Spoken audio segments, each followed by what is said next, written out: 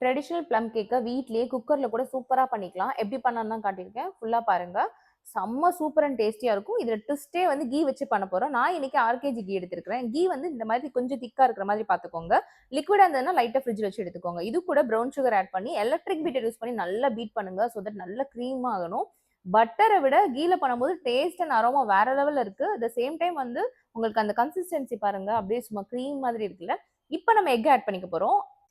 எக்க நல்லா பீட் பண்ணிடுங்க. நெறைய பேருக்கு எக்கோட ஸ்மெல் வருதுன்ற ஃபீல் இருக்கும். பட் நீங்க வந்து எக்க நல்லா பீட் பண்ணிட்டீங்கன்னா, அந்த ஸ்மெல் வரத வந்து அவாய்ட் பண்ணிடலாம். பிகாஸ் ஒன்ஸ் எல்லாத்தோடையும் நல்லா மிக்ஸ் ஆயிடுச்சுன்னா வராது. இப்போ வீட் ஃப்ளார் ஆர் நீங்க மைதா ஆட் பண்ணிக்கோங்க. கொஞ்சமா கொக்கோ பவுடர் ஆட் பண்ணியிருக்கேன். ரெசிபி வேணும்னா கமெண்ட்ல வந்து கிறிஸ்மஸ்ன்னு கமெண்ட் பண்ணுங்க. ஸோ ரெசிபி உங்களுக்கு ஷேர் பண்ணிடுவேன். ஒன்ஸ் நல்லா பீட் பண்ணதுக்கு அப்புறம் பேட்டர் வந்து இந்த மாதிரி ரிப்பன் ஃபோல்டிங் கன்சிஸ்டன்சில இருக்கும். இப்ப நம்ம ஆரஞ்ச் ஜூஸ்ல நல்லா சோக் பண்ணி வச்சிருந்த நட்ஸ் எடுத்துக்க போறோம். இதுல நீங்க மிக்ஸ்ட் ஆஃப் ஃப்ரூட்ஸ் எது வேணாலும் எடுத்துக்கலாம். எல்லாத்தையுமே நல்லா மிக்ஸ் பண்ணிட்டு ஸ்பாச்சுலா வச்சு மிக்ஸ் பண்ணுங்க. மிக்ஸ் பண்ணிட்டு நான் வந்து பேப்பர் மோல்ட்ல தான் ஊத்துறேன். இதுக்கு வந்து 7 இன்ச் டின் கூட நீங்க யூஸ் பண்ணிக்கலாம். மேல டெக்கரேஷன் கொஞ்சம் நட்ஸ் வச்சுட்டு குக்கர்ல வைக்க போறீங்கன்னா, பாட்டம்ல ஒரு சின்ன கிண்ணம் மாதிரி வச்சுட்டு மேல வச்சுடுங்க. 35 மினிட்ஸ் நீங்க வந்து ஸ்லோ ஃப்ளேம்ல குக் பண்ணுங்க போதும். சூப்பரான ப்ளம் கேக் ரெடி. செம்ம டேஸ்ட்டா இருந்தது. ஆர்கேஜியோட பேஜ ஃபாலோ பண்ணுங்க.